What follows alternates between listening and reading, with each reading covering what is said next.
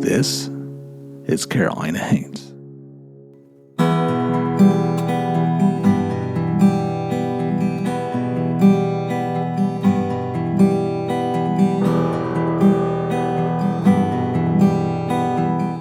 Carolina Haints presents Folk, a show about our stories. I'm your host, Dan Sellers. To truly appreciate this story, you've got to go back in time.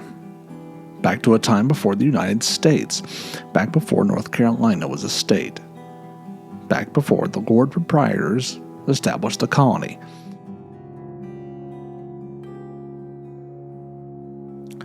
You see, the area known today as Rodanthe began being settled back when Europeans first started migrating to this country around the turn of the 16th century. It's a small, unincorporated community and is commonly known as the easternmost part of North Carolina.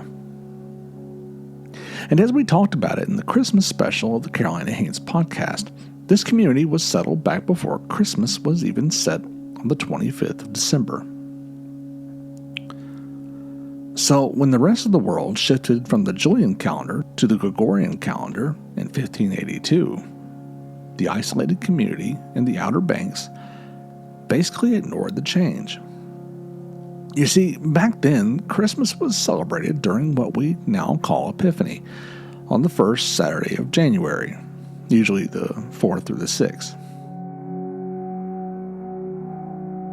I'm sure many ancient customs and traditions have evolved over the years, many of which are likely lost to history. But in Rodanthe, they keep a handful of traditions alive to honor the previous generations. And in Rodanthe at Christmas time, they of course recognize St. Nicholas like the rest of the world. But there's also a companion creature, a mythical bull known as Old Buck.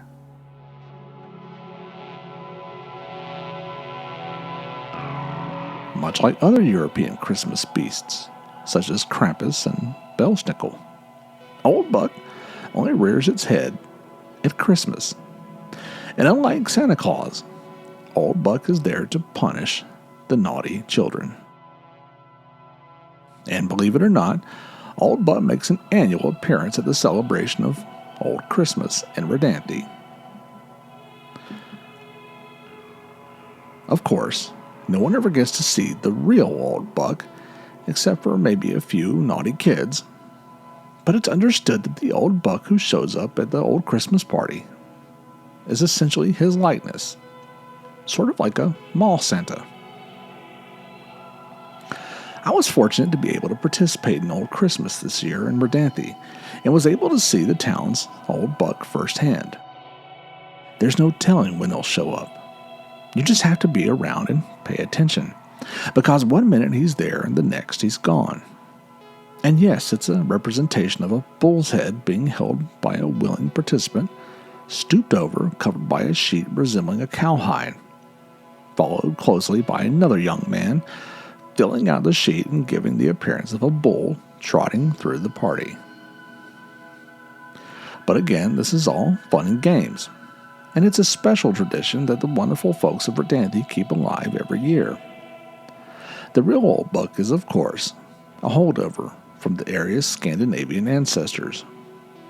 He's said to be a large, spectral beast who haunts the forest of tall pines below Cape Hatteras. He never allows himself to be seen, but generations of islanders have known that he lurks those woods, watching and waiting. They took to calling him the Wild Bull of Trent Woods.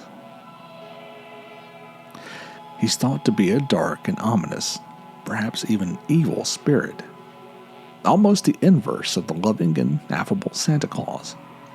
Now, don't get me wrong, the visage of Old Buck that appears at the community schoolhouse in January is met with thunderous applause and excited cheers.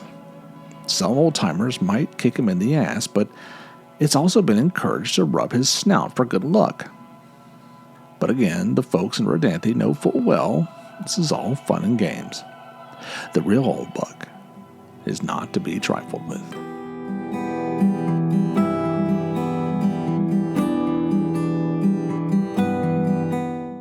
This episode was brought to you by Rick Abbott Productions and Carolina Haints Incorporated, a nonprofit organization dedicated to promoting folklore storytelling throughout the Carolinas.